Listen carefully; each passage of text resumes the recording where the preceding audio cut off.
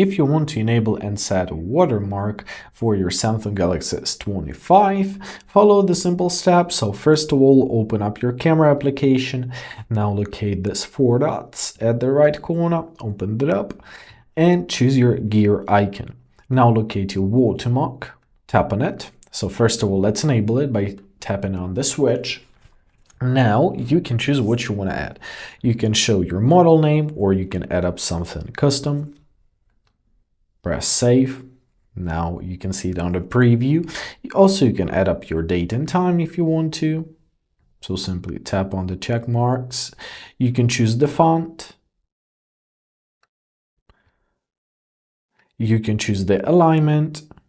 You can make it on top or on bottom, just like this. And now let's go back and try making a picture. Right now, let's open up a picture and we can find our watermark right where we set it. Let's make something more distinct, just like this.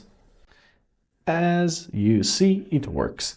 I hope this video was helpful. Thank you so much for watching. Have a great day and please consider subscribing to our channel.